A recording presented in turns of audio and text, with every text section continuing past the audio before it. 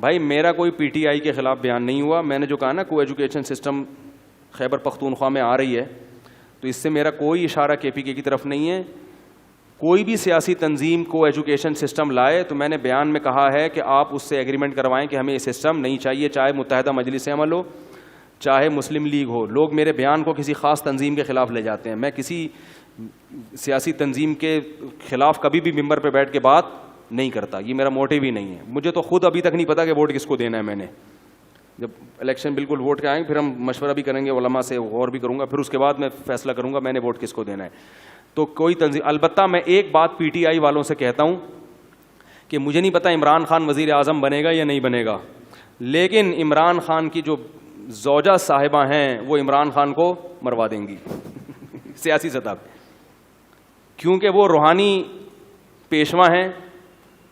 اور وہ تواتر کی حد تک یہ خبر پہنچی ہے کہ یہ نکاح بھی اس لیے ہوا کہ وہ کچھ روحانیات کی وجہ سے عمران خان کو وزیر اعظم بنا دیں گی.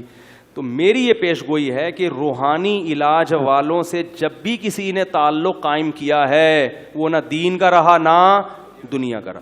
تو عمران خان تک میری بات اگر کوئی پہنچا سکتا ہے تو ان کو یہ بتا دے کہ آپ کی وہ بیگم ہے, محبت کریں کیونکہ بیگم ہے, اس کا نان نفقہ پورا کریں, جلسوں میں بھی لے جائیں اس کو اپنے ساتھ.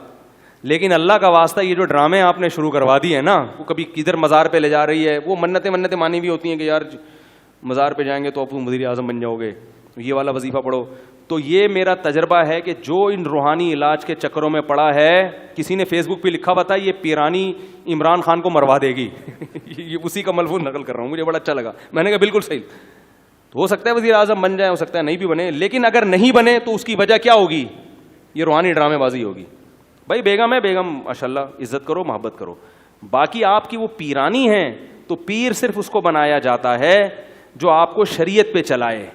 آپ کے مسائل آپ کا پیر حل نہیں کر سکتا, نہ کسی پیر کے پاس ایسے ٹوٹکے ہوتے ہیں کہ وہ آپ کے مسائل حل کر دے. تو یہ پیر فقیری کا سسٹم اسلام میں نہیں ہے. ہے تو وہ اصلاحی تعلق, گناہ چھڑواؤ اپنے, بس. اس کے علاوہ پیر کسی کا کچھ بھی نہیں کر سکتا, نہ وزیر اعظم بنا سکتا ہے, نہ وزارت کی کرسی سے گرا سکتا ہے. تو یہ کیونکہ مذہبی مسئلہ ہے, تو جہاں کوئی شرعی مسئلہ ہوتا ہے وہاں میں سیاست میں بھی ٹانگ اڑاتا ہوں, کیونکہ شرعی ذمہ داری تو علماء کی ہے نا.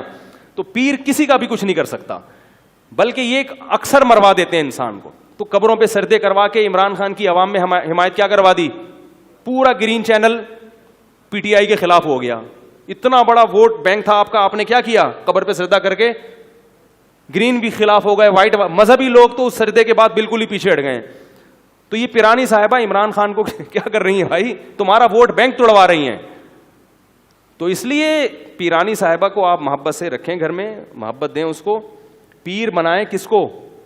کسی عالم کو, کسی مفتی کو, ٹھیک ہے, اس سے. اور وہ صرف وزیر اعظم بننے کے لیے نہیں, وہ اپنی اصلاح کے لیے یا قوم کی اصلاح کے لیے. جی مجھے گائیڈ کریں, میں جب وزیر اعظم بن جاؤں تو میں کیسے قوم کی خدمت.